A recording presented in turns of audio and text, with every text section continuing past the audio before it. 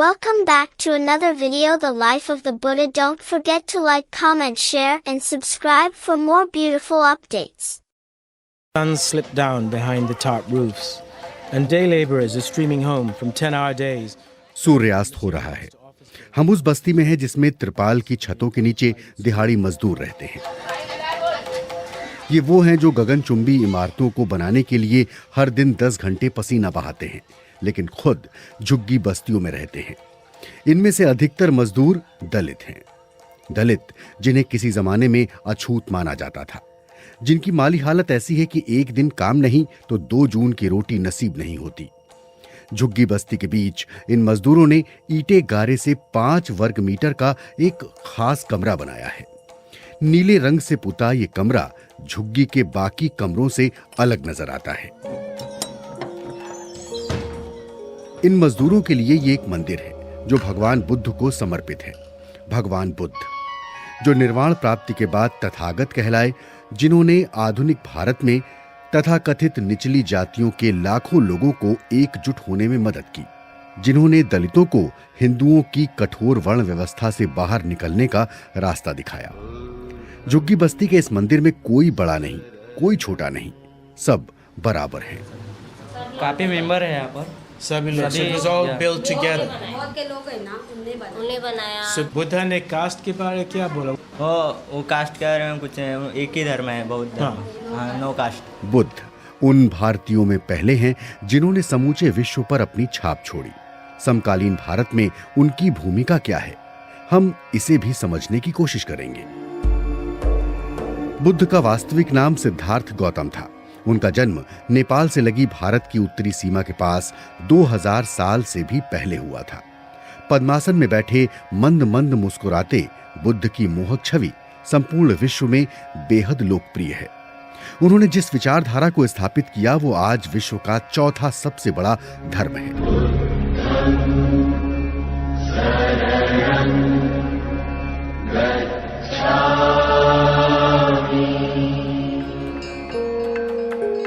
बुद्ध ने नैतिक दर्शन शास्त्र की जो धारा प्रवाहित की, उसे मानव सभ्यता के निर्णायक मोड़ों में से एक माना जाता है। बुद्ध राजनीतिक चिंतक भी थे, जो आज भी स्त्री पुरुष के भेद, भाषा और जात पात की मौजूदा धारणाओं को चुनौती देते नजर आते हैं। क्या ये एक और आधुनिक अवतार हैं? डिविनिटी स्कूल हार्वर्ड यूनिवर्सिटी में प्रोफेसर चार्ल्स हेल्सी कहते हैं, In the 21st century, we often think that the Buddha was someone who was overturning the social order that he found around him. 21वीं सदी में हम अक्सर सोचते हैं कि बुद्ध अपने आसपास की सामाजिक व्यवस्था को पलट रहे थे, लेकिन जब हम ऐतिहासिक तथ्यों को देखते हैं तो हमें पता चलता है कि उस समय के लोगों का दिमाग हर तरह की नई संभावनाओं के लिए खुला हुआ था। बुद्ध भी उन्हीं लोगों में से एक थे। खास बात यह थी कि बुद्ध जो कर रहे थे वो बहुत हटकर था, लेकिन क्या वो एक क्रांतिकारी बनकर खड़े हुए थे? मुझे ऐसा नहीं लगता, और मेरी राय ये है कि इसकी संभावना कम ही है। प्राचीन भारत की तस्वीर आमतौर पर उसी तरह से उतारी जाती है जिस तरह के चित्र अजंता की गुफाओं में उकेरे गए हैं। चट्टानों पर उभरे ये दृश्य बुद्ध के जीवन के कुछ पहलुओं की तरह थोड़े धुंधले पड़ गए हैं। फिर भी मैं कहूंगा कि बुद्ध भारतीय इतिहास के पहले ऐसे जटिल व्यक्ति हैं जिन्हें पहचान और मान्यता मिली। भारतीय उपमहाद्वीप में सभ्यता की शुरुआत लगभग 2500 साल पहले हुई। हिंदू धर्म की धारणाओं के सबसे पुराने स्रोत वेद लगभग 1000 साल बाद अस्तित्व में आए। इसमें बलि और अन्य अनुष्ठानों का विवरण है जिन्हें केवल ब्राह्मण कर सकते थे। बुद्ध के जीवन काल में ब्राह्मणों के वर्चस्व को जबरदस्त चुनौती मिली। बुद्ध का आगमन ऐसे युग में हुआ जब संपूर्ण विश्व में कुछ नया घट रहा था। ये वही युग था जब प्लेटो के एथेंस, पैगंबर के फलस्तीन और कन्फ्यूशियस के चीन में नए नए आविष्कार हो रहे थे। भारत में भी यही वो समय था जब लोहे के उपकरण बनाए जा रहे थे, सिक्के संपदा के प्रतीक बन रहे थे और लेखन को भी बढ़ावा मिल रहा था।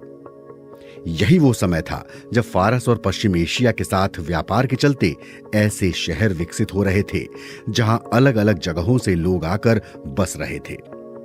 बुद्ध मगध में थे, जिसे आज बिहार के नाम से जाना जाता है, जहां सत्ता की बागडोर ब्राह्मणों के हाथ से अक्सर छूटती रही। जहां उन जातियों का वर्चस्व रहा जिनका युद्ध और व्यापार से सीधा संबंध था। बुद्ध भी क्षत्रिय थे, जिनका कर्म युद्ध करना था। सिद्धार्थ के नाम से जन्मा एक व्यक्ति बुद्ध कैसे बना? कैसे उन्होंने अपनी एक अलग ही नैतिक दृष्टि विकसित की? इस बारे में उतनी ही कहानियां हैं जितनी आज दुनिया भर में बौद्ध परंपराएं हैं।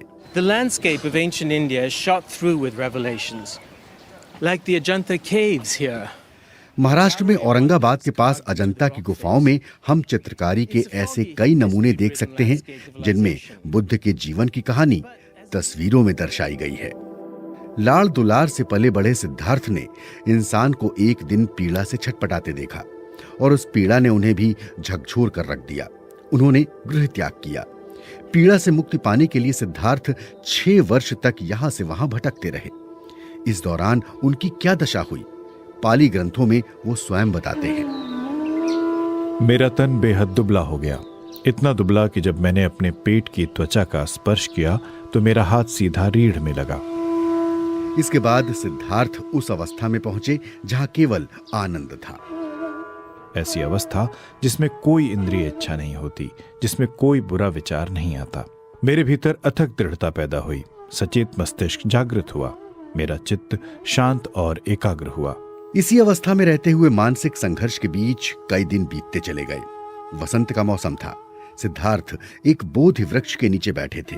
तभी उन्हें अचानक ये बात समझ में आई कि दुख की असल वजह क्या है और इसे दूर किस तरह से किया जा सकता है।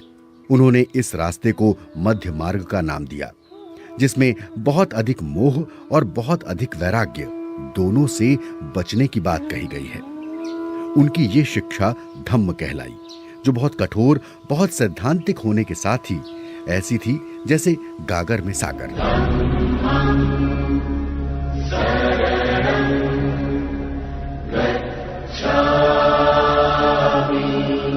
धम्म शब्द मूल रूप से संस्कृत शब्द धर्म के निकट है, लेकिन धर्म में अलग अलग जातियों के लिए अलग अलग विधियां बताई गई हैं। इसके विपरीत बुद्ध के धम्म में समस्त प्राणियों को एक ही दृष्टि से देखा गया है।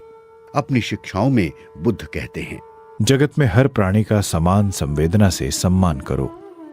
बुद्ध दुखों से मुक्ति के लिए न केवल मध्य मार्ग बताते हैं, बल्कि एक नए समाज का खाका भी खींचते हैं। बुद्ध का समतावाद उस भाषा से भी स्पष्ट होता है जिसका प्रयोग वो अपने अनुयायियों को शिक्षा देने के लिए करते हैं। जहां ब्राह्मणों ने संस्कृत को देवताओं की भाषा और वेदों को तथाकथित निचली जातियों के लिए वर्जित बताया, वहीं बुद्ध ने बातचीत में संस्कृत की बजाय स्थानीय बोलियों का प्रयोग किया। इतना ही नहीं, उन्होंने पुरोहितों का भी विरोध किया। बुद्ध ने महिलाओं और तथाकथित निचली जातियों के लोगों के लिए शिक्षा का स्वागत किया। ये वो बातें थीं जिसकी ब्राह्मण व्यवस्था में मनाही थी। ब्राह्मण कहते थे कि किसी व्यक्ति की क्षमता और कर्म उसके जन्म यानी जाति के आधार पर तय होते हैं, लेकिन बुद्ध ने इस विचार को भी मानने से इनकार कर दिया। उन्होंने जन्म आधारित योग्यता की जगह कर्म आधारित योग्यता पर बल दिया। बुद्ध की शिक्षा का प्रसार मौखिक रूप में हुआ। ईसा पूर्व 3री सदी में बुद्ध की मृत्यु के बाद भारत के महान साम्राज्य निर्माता सम्राट अशोक ने दूर दूर तक अपने शासन का विस्तार किया और इसके साथ ही समूचे उपमहाद्वीप में बुद्ध की शिक्षा का प्रसार हुआ।